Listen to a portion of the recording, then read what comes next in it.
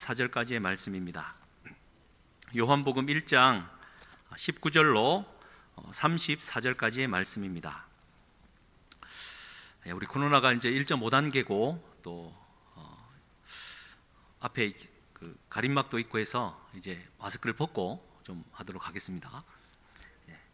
우리 19절부터 34절까지의 말씀 한 절씩 교독하시겠습니다. 제가 먼저 19절 봉독하겠습니다. 유대인들이 예루살렘에서 제사장들과 레위인들을 요한에게 보내어 네가 누구냐 물을 때에 요한의 증언이 이러하니라.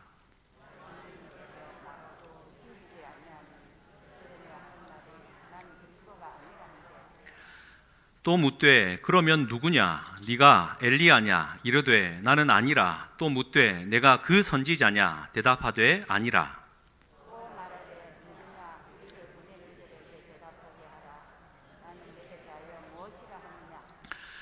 이르되 나는 선지자 이사야의 말과 같이 주의 길을 곧게 하라고 광야에서 외치는 자의 소리로라 하니라.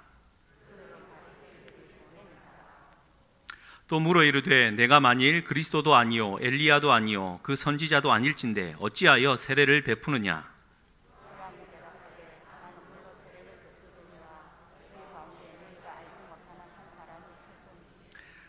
곧 내 뒤에 오시는 그이라. 나는 그의 신발끈을 풀기도 감당하지 못하겠노라 하더라.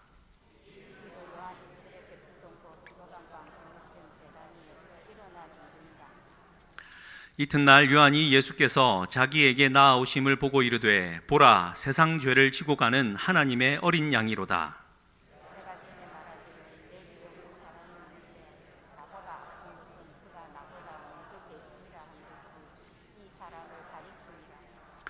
나도 그를 알지 못하였으나 내가 와서 물로 세례를 베푸는 것은 그를 이스라엘에 나타내려 함이라 하니라.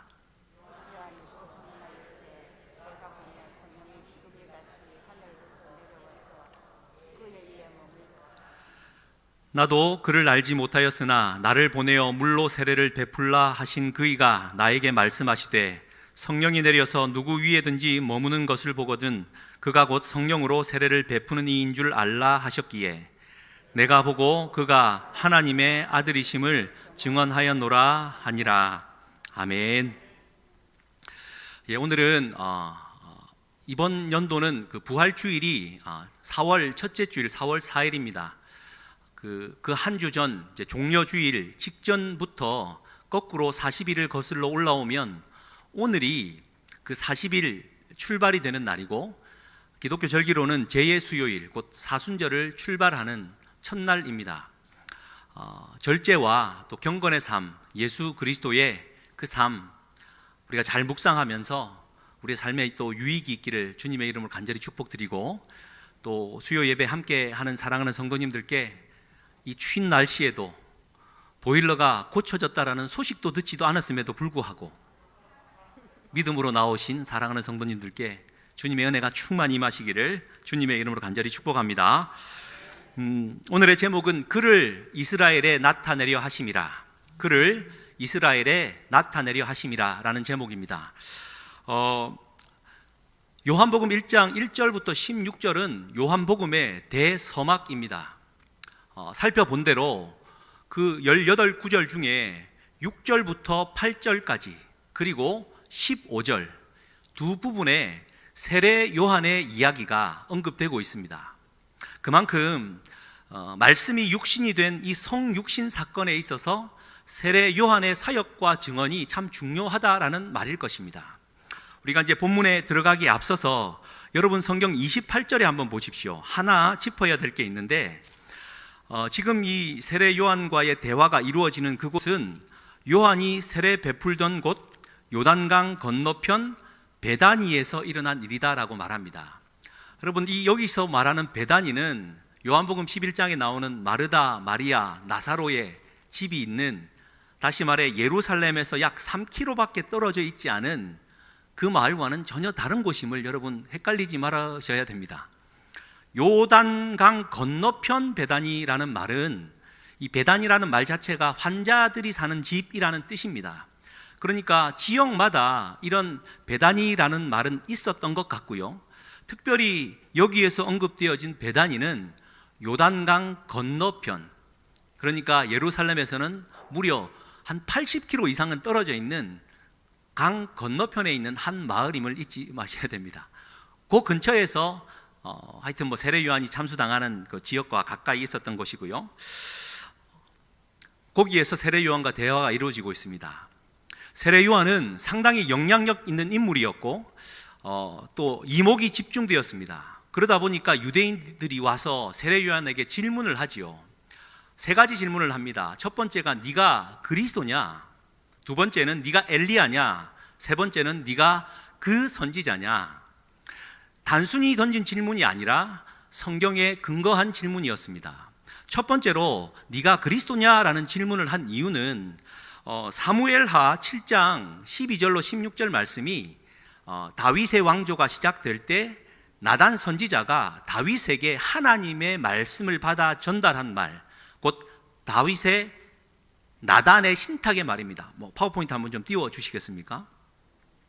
그 말이 이렇게 시작합니다. 내 수완이 차서 내 조상들과 함께 누울 때에 내가 내 몸에서 날 내 씨를 내 뒤에 세워 그의 나라를 견고하게 할 것이다. 다윗에게 한 나단 선지자의 하나님의 말씀입니다. 이때부터 다윗 왕조가 계속되다가 그의 아들 솔로몬이 왕을 차지하고는 하나님에 대한 그 기대감으로 넘쳐났습니다. 솔로몬 이후에 남북으로 분열되고 끊임없이 싸움이 계속되자 이 나단의 신탁은 메시아 사상으로 조금 발전합니다. 그러면서 언젠가 하나님께서 다윗의 씨를 통하여 다윗의 이 태평 성대를 다시 한 번 더 회복시킬 그 왕이 올 것이다 라는 기대감으로 살았던 겁니다. 그러니까 우리가 창세기부터 이사야 선지자를 통하여 기록되어진 그 그리스도가 이 땅 가운데 오시겠다라는 맥락과는 조금 다른 이야기죠. 그리스도냐라고 물었을 때 세례 요한은 아니다라고 대답합니다. 두 번째, 그러면 네가 엘리야냐라고 묻습니다. 이 말도 하나님의 말씀에 근거합니다. 말라기서 4장 5절과 6절 말씀입니다. 구약 성경 제일 마지막 부분입니다. 여호와의 크고 두려운 날이 이르기 전에 내가 선지자 엘리야를 너에게 보낼 것인데 아버지의 마음을 자녀에게로 돌이키게 하고 자녀의 마음을 그들의 아버지에게로 돌이키게 하는 이 사역을 할 것이다. 유대인들은 구약 성경을 고스란히 들고 이러한 엘리야를 기다리고 있었던 겁니다. 엘리야가 아니라고 대답합니다. 여러분 아시죠? 그런데 예수님은 세례 요한이 엘리야라고 답을 합니다. 그건 뭐 다음번에 한번 짚을 내용이고요. 마지막으로 그러면 네가 그 선지자냐라고 질문합니다. 신명기 18장 18절 말씀입니다. 모세에게 하나님이 말씀을 주실 때 이렇게 말씀을 하셨습니다. 내가 그들의 형제 중에 너와 같은 선지자 하나를 그들 위하여 일으키고 내 말을 그의 입에 두리니 내가 그에게 명령하는 것을 그가 무리에게 다 말하리라. 그러니까 모세 이후에 모세의 이 율법적인 리더십을 가질 만한 사람이 올 거다라는 기대감이 있었던 겁니다. 그래서 그 선지자냐라고 물었던 거죠. 그런데 세례 요한은 아니다라고 대답합니다. 그리스도도 아니고 엘리야도 아니고 그 선지자도 아니면 네가 뭔데 세례를 베풀면서 회개 운동을 벌리느냐라는 말입니다. 일명 우리나라 말로 치면 듣보잡입니다. 듣보잡. 듣지도 보지도 못한 잡것이 하나 나타나가지고 세례 운동을 펼치니까 유대인들이 마음이 강팍해졌던 겁니다. 그때 세례 요한의 대답이 너무 중요합니다. 여러분 이 단어 하나를 기억하셔야 됩니다.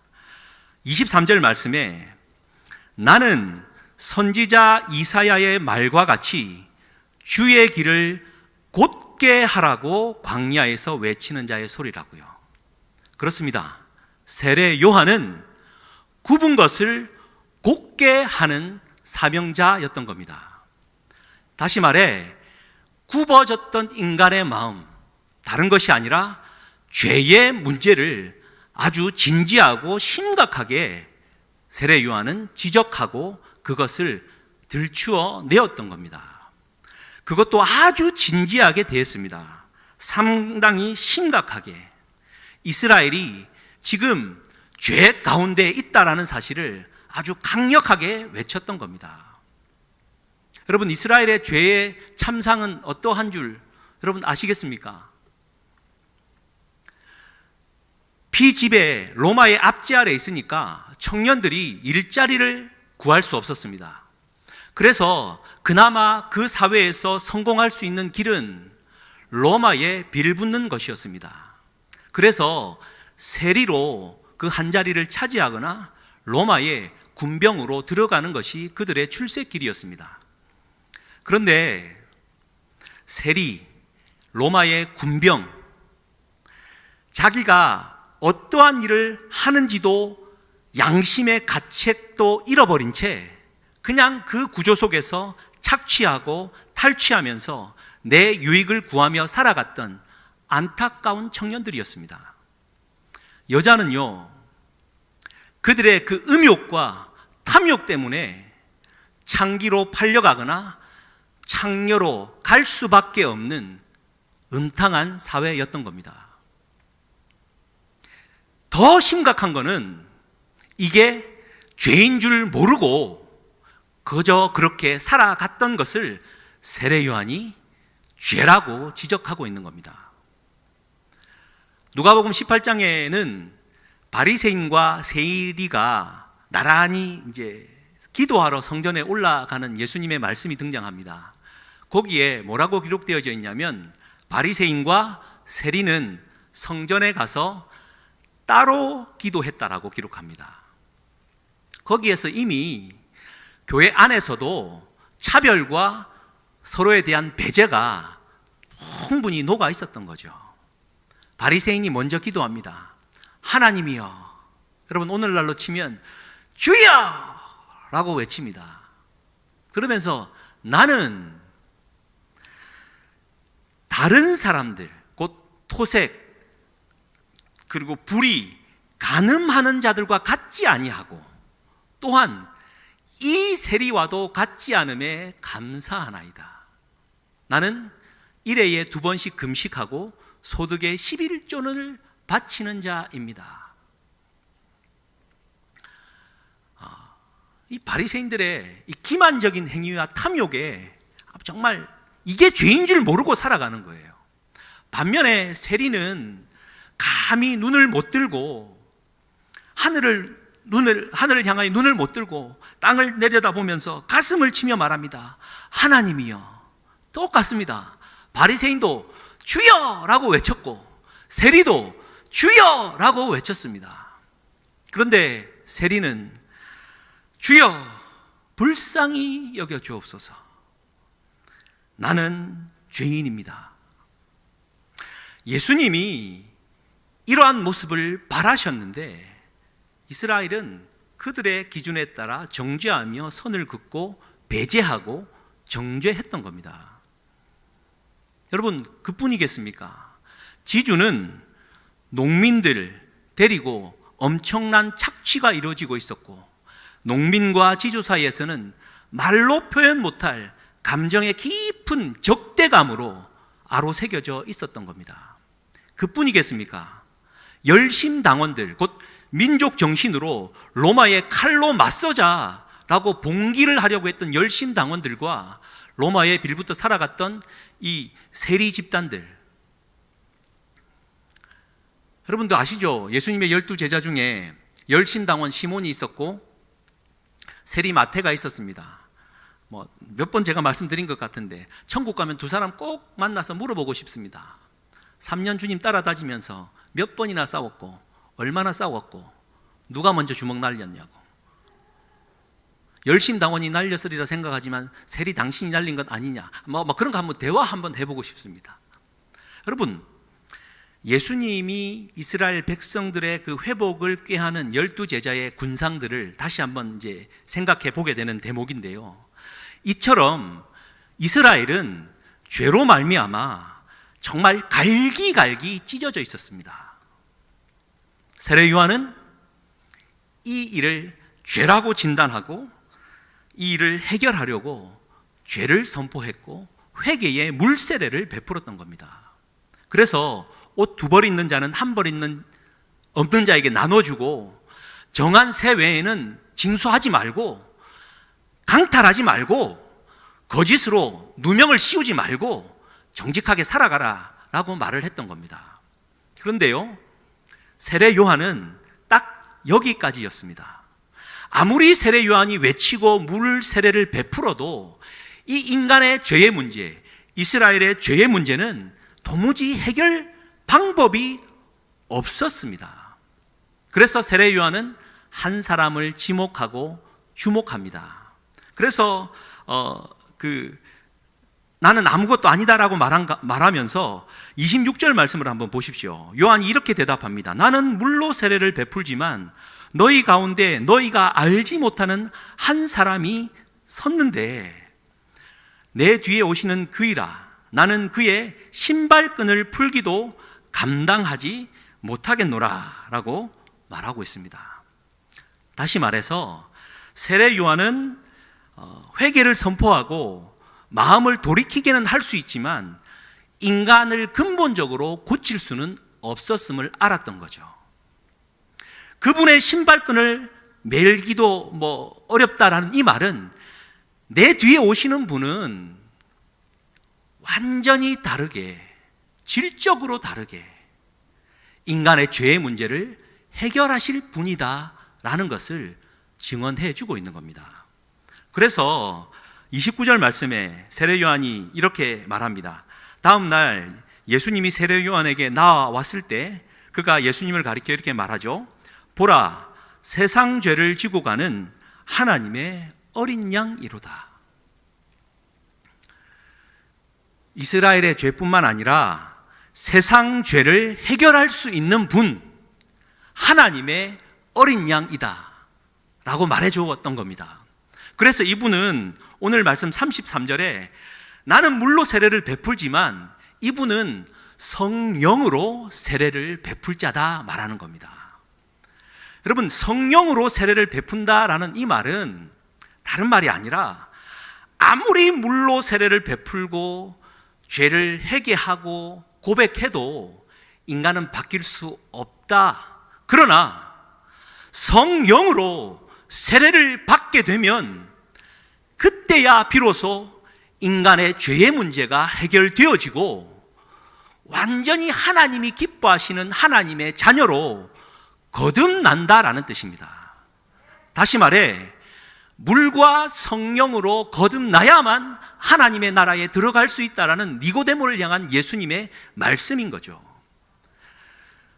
세례 요한은 내 뒤에 오실 예수 그리스도, 그분은 세상 죄를 지고 어린 양으로 바쳐질 분으로서 그분이 베푸시는 성령의 세례를 받아야지만 죄의 문제를 해결할 수 있음을 강력하게 얘기해 주고 있는 것이죠. 그렇습니다. 사랑하는 성도님들, 내가 좀 잘못할 수 있죠. 죄도 지을 수 있다라고 말하는 좀 그렇지만 죄를 지을 수밖에 없는 존재입니다. 그러면 우리가 붙들어야 될 것은 오직 우리 주 예수 그리스도, 그분을 붙들어야지 자꾸 내가 죄를 회개하고 죄를 짓지 말아야지 여기에 마음이 뺏겨 있다가는 사단의 밥입니다. 이길 수 있는 유일한 힘은 예수 그리스도, 그분은 성령으로 우리에게 세례를 베푸셔서 다시 말해 1장 12절에 영접하는 자, 곧 그 이름을 믿는 자들에게는 하나님의 자녀가 되는 권세를 주셨다고요. 하나님의 자녀가 되는 것은 요한의 물세례가 아니라 예수 그리스도를 믿는 성령의 세례임을 잊지 마십시다. 여러분, 그런데 하나님의 어린 양이라고 지금 말해 주었습니다. 어린 양, 죄의 문제를 해결하는 어린 양에 대해서 좀 묵상을 해 보셨는지요? 레위기에 잘 기록되어져 있는데요. 죄를 지으면 죄인은 번제를 드리기 위해 흠없는 어린 양을 한 마리 데려옵니다. 그러면 가장 먼저 하는 일이 뭐냐면 어린 양 위에 손을 얹고 안수하는 겁니다. 그러면 죄인인 내 죄가 흠없는 어린 양에게 전가되는 겁니다. 그러면 나는 이제 흠없는 자가 되었고 이 양은 완전히 죄 덩어리로 변하게 되는 겁니다. 그러면 그때야 비로소 어린 양은 죄값을 치러야 합니다. 여러분, 죄값을 어떻게 치릅니까? 먼저 제사장이, 자기가 하는 거죠. 칼을 들고 어린 양을 숨통을 끊습니다. 죄값을 치르기 위해 죽여야 되는 겁니다. 그런데 죽는 걸로 끝나지 않습니다. 숨통이 끊어지고 뜨거운 피가 콸콸콸 쏟아지는 그때 성경은 말합니다. 가죽을 벗기라고요. 가죽을 뜯어 벗기고 각을 뜨라 말합니다. 각을 뜬다라는 말은 칼을 들고 배를 가른다라는 뜻입니다. 배를 열 때 창자가 다 찢겨지고 낭자되어 피가 흘흘 넘칩니다. 다 끄집어내고 앞뒤 다리를 다 잘라냅니다. 목마저 잘라냅니다. 형체를 알아보지 못하게 만들어버리죠. 그리고 그걸로 끝나는 게 아니라 다 불태워 없애버립니다. 여러분, 이 얘기를 왜 레위기에 기록해 주었겠습니까? 여러분, 죄의 값입니다. 죄의 값을 너무 값싸게 여기지 마십시오. 죄의 값은 이만큼 너무 처참한 거다라는 것을 우리에게 가르쳐 주고 있는 것이죠. 그런데 이걸로 이 상황에서 우리가 발견할 수 있는 것은 이렇게 적나라하게 죄값을 죽는 어린 양을 보면서 나를 대신해서 하나님이 보내신 어린 양이 내 죄값을 이렇게 다 치러주신다.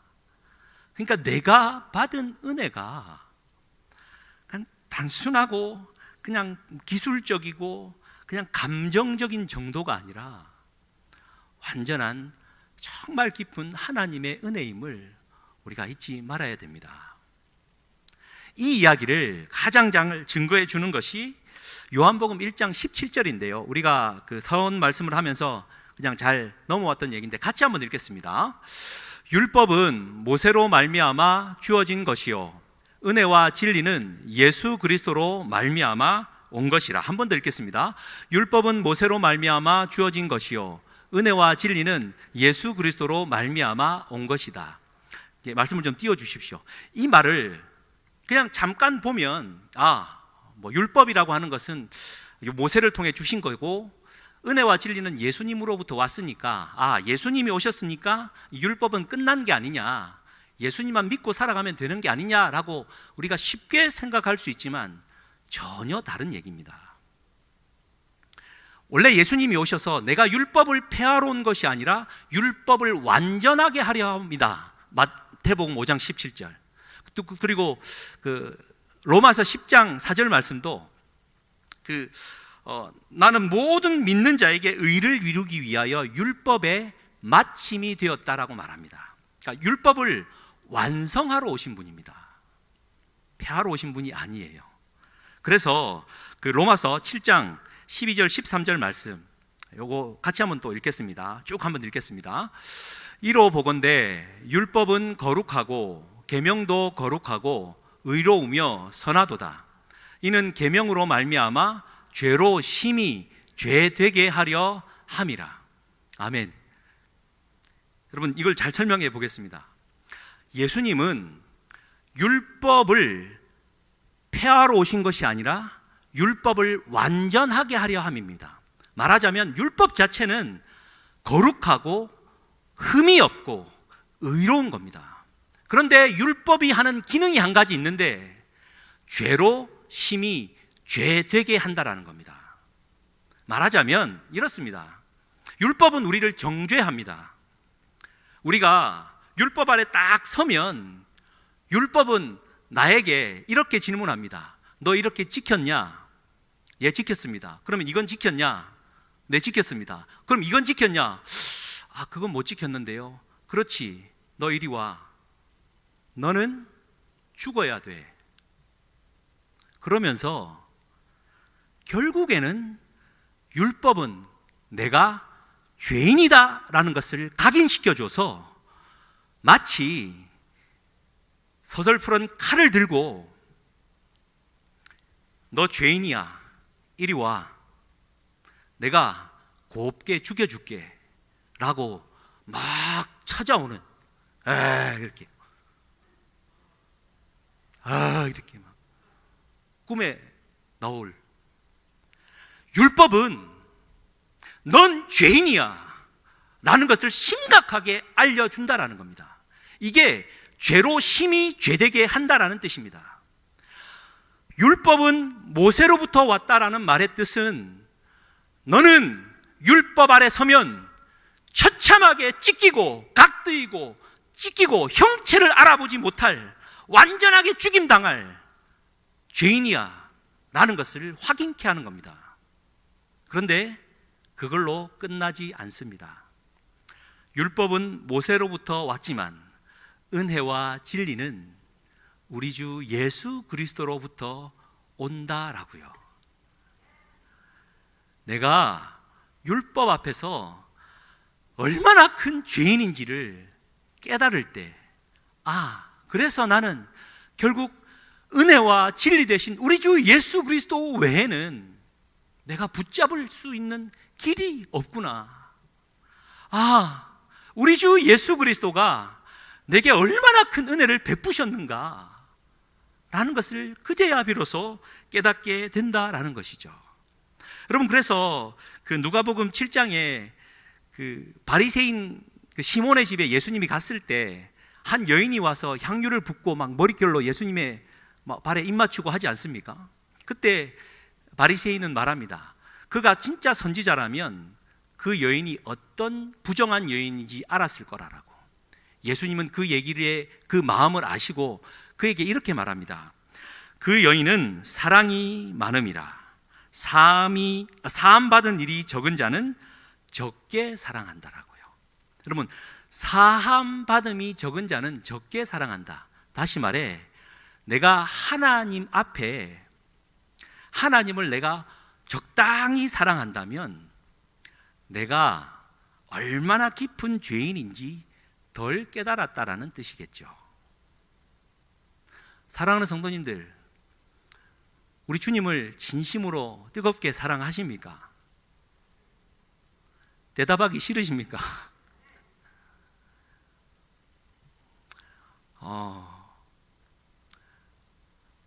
설교하면서도요, 이 예수님의 사랑은 그럼 너에게는 어떠냐라는 질문을 늘 합니다. 그런데 다시 한 번 더 내가 하나님의 은혜와 그 사랑을 얼마나 크게 받았는지 너무 쉽게 잊어버리는 저 자신을 보게 됩니다. 조금만 뭔가 틀어져도 생각이 달라지지 않습니까? 너가 어떤 자리에서 어떻게 죽임 당해야 되는 자인데 내가 그렇게 처참하게 죽임을 대신 당하여 하나님의 어린 양으로 너를 살려냈는데 넌 지금 뭐 하고 있느냐고. 그 밴댕이 소갈딱지 같은 그 마음 가지고 하나님의 나라를, 하나님의 말씀을 증거하고 있냐고. 너는 그만큼 하나님을 깊이 있게, 율법 앞에 섰을 때 네가 진짜 어린 양이 그렇게 처참하게 죽어가는 그 대속의 어린 양만큼 나는 하나님의 진리와 은혜 되신 그분 앞에 은혜 받고 살고 있느냐. 참 부끄럽기 그지 없습니다. 사랑하는 성도님들, 그러해야 됩니다. 모세는 딱 가나안 직전까지입니다. 거기까지입니다. 율법이 딱 거기까지입니다. 그러나 우리는 율법에 넘어져서는 안 됩니다. 은혜와 진리 되신 예수 그리스도가 그분을 통하여 가나안으로 결국 들어가야 되는 것이죠. 할렐루야.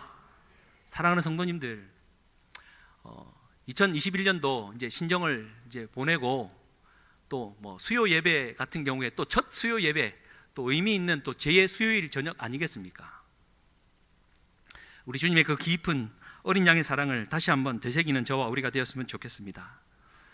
죄와 피 흘리며 싸우되 잊지 말아야 될 것은 나는 결코 죄와 싸워 이길 수 없는 자임을 아는 것. 이길 수 있는 유일한 길은 은혜와 진리 되신 우리 주 예수 그리스도를 붙드는 것.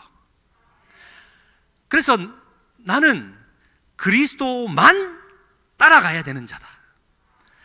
그래서 나는 그리스도만 나타내는 자다 라는 것을 우리가 분명히 해야 될 줄 믿습니다. 이러한 또 진리를 가지고 우리 세례 요한의 말을 통하여 우리가 삶의 교훈을 좀 삼았으면 좋겠는데요. 첫 번째는 세례 요한은 이렇게 말합니다. 나는 그리스도가 아니라. 할렐루야. 우리는 오늘 2021년도를 살아가면서 나는 그리스도가 아니다 라고 고백하는 저와 우리가 되기를 주님의 이름으로 간절히 축복합니다. 뭐 좀 이상하죠? 원래 나는 그리스도가 아닌데, 명목상 재림 예수다, 내가 보혜사 성령이다, 그리스도다 말하는 좀 정신이 조금 이상하게 된 이단들은 있습니다.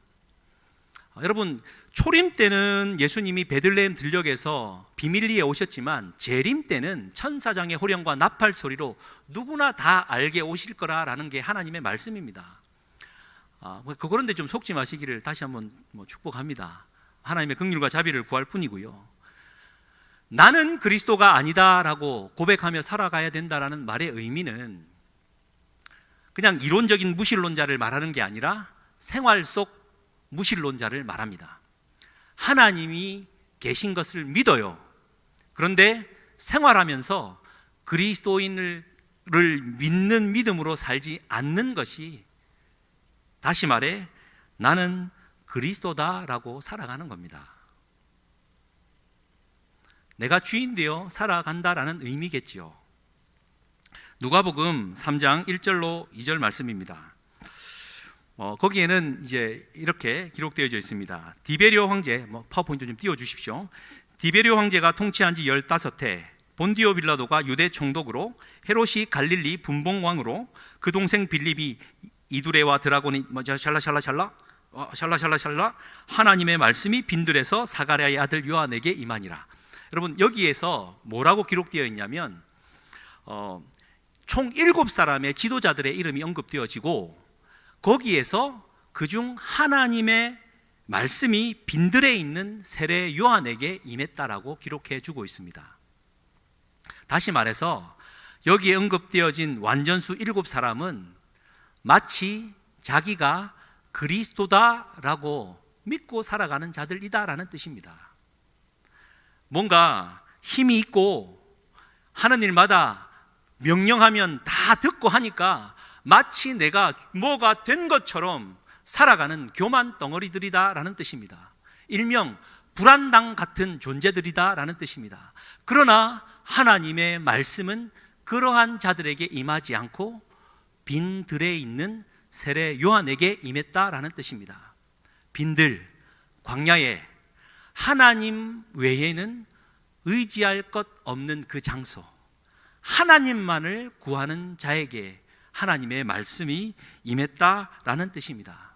사랑하는 성도님들, 올 한 해 정말 하나님만 구하고 내가 그리스도인 것처럼 살아가지 않는 한 해가 되시기를 주님의 이름으로 간절히 축복합니다. 이 이야기를 디모데전서 6장 5절 말씀 혹시 준비되었는데 같이 한번 읽겠습니다. 마음이 부패하여지고 진리를 잃어버려 경건을 이익의 방도로 생각하는 자들의 다툼이 일어나느니라. 여러분, 내가 내 삶의 주인이 되고 그리스도인 것처럼 살아가면요, 마음이 부패하고 진리를 잃어버리는데, 진짜 중요한 거는 경건을 이익의 방도로 생각하는 겁니다. 그러지 않습니까? 일하다가 사고가 생기거나 자녀에게 문제가 생기거나 일이 잘 안 되면 내가 지난주 예배 참석을 안 해서 그러나? 헌금을 좀 그 시기에서 그러나? 생각하지 않습니까? 안 합니까?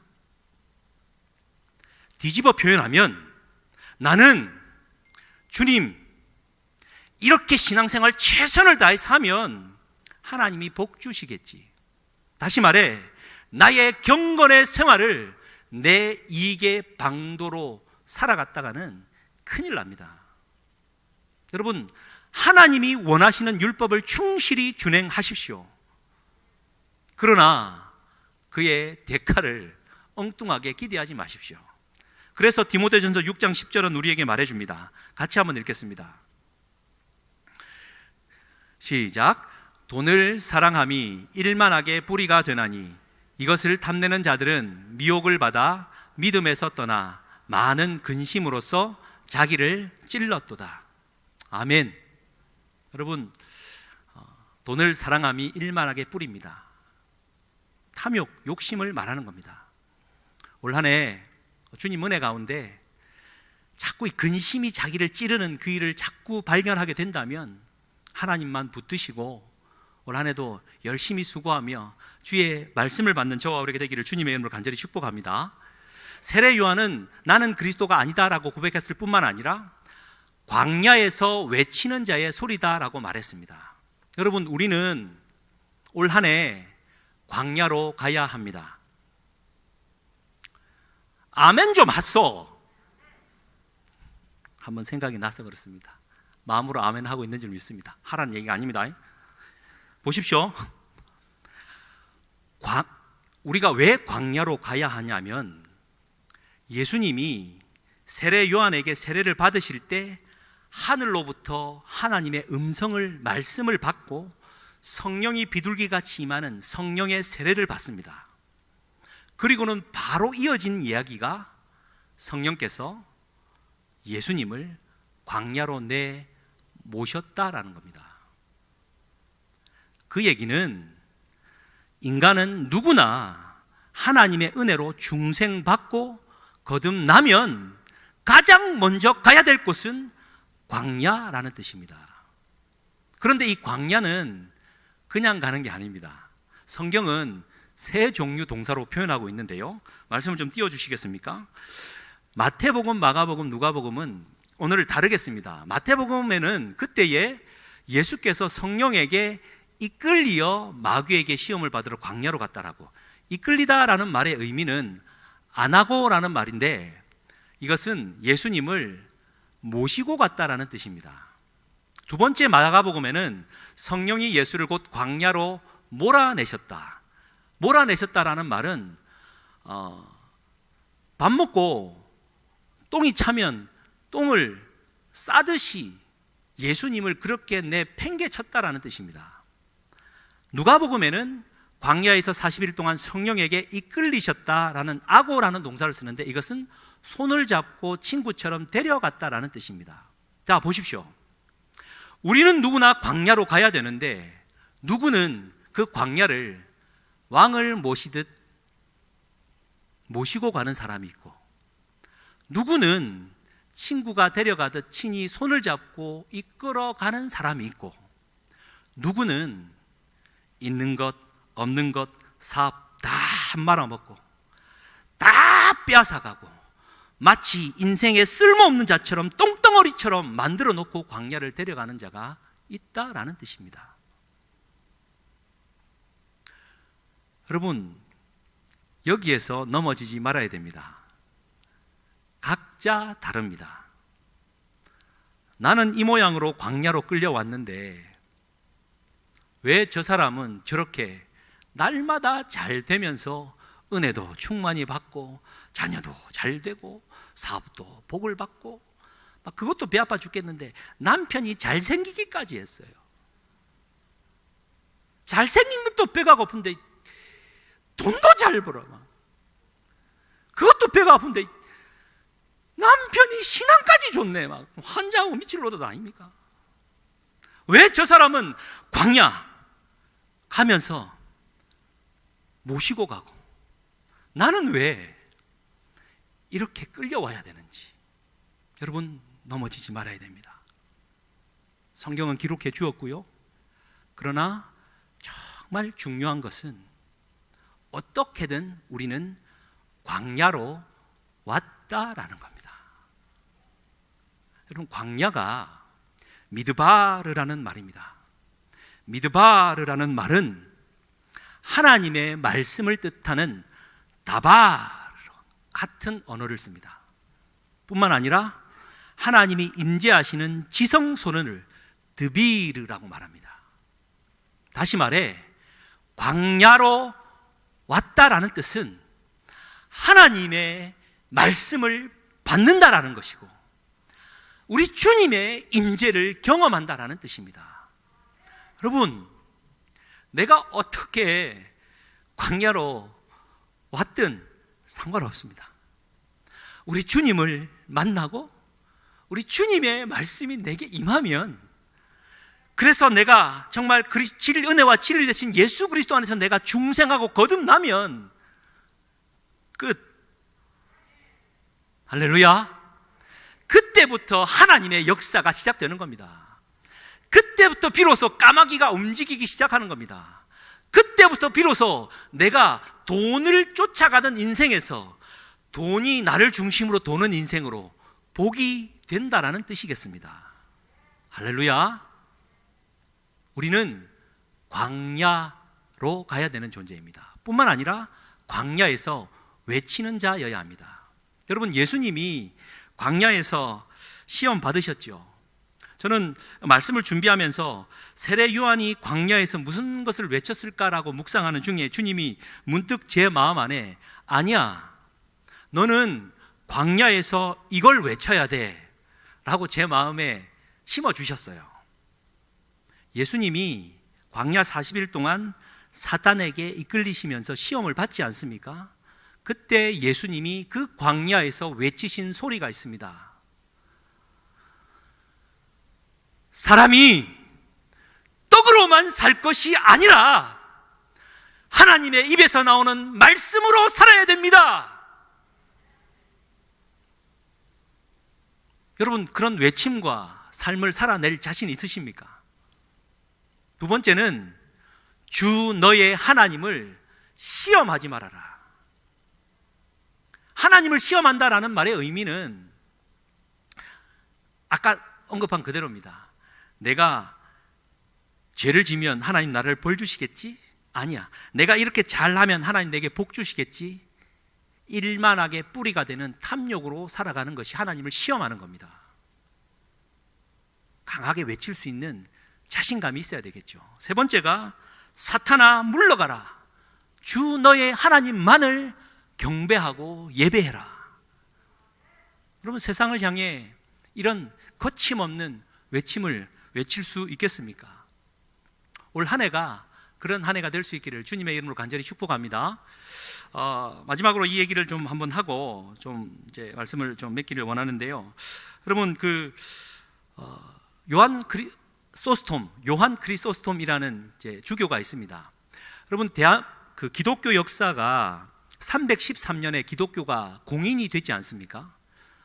이게 이제 진짜 하나님의 축복이지만 그에 대한 또 나쁜 면도 있었습니다. 뭐냐면은 박해를 견디면서 믿음의 야성을 가져오던 기독교가 공인되고 나니까 황제와 함께 정치를 하면서 교회 안에 황제의 정치력이 들어옵니다. 그래서 황제가 무엇까지 조정을 하냐면 교리와 신학, 하나님의 말씀까지 좌지우지하게 되는 타락상을 보이게 됩니다. 이때 요한 크리소스톰이 제2의 로마라고 하는 지금에 있는 터키 콘스탄티노플의 대주교로서 강력하게 죄를 지적합니다. 그때 황제가 너무 죄를 지적하고 막 눈에 가시거리니까 그냥 초옥시켜라라고 명령을 내립니다. 그때 유명한 일화입니다. 신하 유트로피우스에게 아카디우스 황제가 그 독방에 가둬넣으라고 지시합니다. 그때 이 유트로피우스가 이렇게 말합니다. 황제님, 안 될 일입니다. 저 사람을 독방에 넣었다가는 더 기뻐할 겁니다. 왜냐하면 그리스도인들은 혼자 있는 것을 너무 좋아합니다. 제가 봐도 모르긴 몰라도 그들이 혼자 있으면 열심히 기도하고 찬양하는데 눈에 보이지 않는 예수라는 사람이 찾아와서 함께 있는다고 합니다. 그러면 혼자 두면 너무 기뻐서 날뛸 겁니다. 안 됩니다. 그랬더니 참 별일도 다 있다. 그러면 제1의 최악 살인 죄수들과 함께 그냥 갖다 넣어버려라 했더니 이 유모 씨가 말합니다. 안 될 일입니다. 그러면 이 요한 크리스토스돔은 더 기뻐할 겁니다. 왜냐하면 전도할 기회가 생겼다라고. 아니, 그들에게는 이상한 힘이 있습니다. 아무리 악독한 사람을 만나도 이상하게 그 사람의 마음이 유해지고 어느 순간엔간 그리스도인이 되어 있는 것을 보게 됩니다. 안 될 일입니다. 그가 전도함으로 더 부흥해지면 안 될 일입니다. 안 됩니다라고 했더니 이런 말도 안 되는 소리를 하고 있어. 그래서 세 번째로 하는 말이 그러면 당장에서 목을 쳐 없애버려 라고 했더니 안 되는 일입니다. 그게 그들이 가장 기뻐하는 일입니다. 자기가 지켜봤는데 지금까지 한 사람도 죽음 앞에 두려워 떠는 그리스도인들을 못 봤습니다. 오히려 상급이 더 크다라고 기뻐하면서 그 길을 갈 겁니다. 안 됩니다. 그랬더니 황제가 그럼 도대체 왜하라고 하는 일입니다. 사랑하는 성도님들, 그리스도인은 광야를 체험하고 그 광야에서 외치는 자의 소리가 되어야 됩니다. 입으로 외치는 시대는 아마 이제 많이 흘러간 것 같습니다. 안 믿는 자들도 많이 들었던 것 같습니다. 그러면 우리는 내 삶이 웅변이 되어서 아무 말 하지 않아도 안 믿는 사람이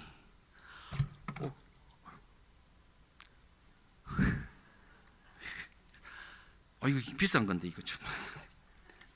안 믿는 사람이 안 될 일입니다.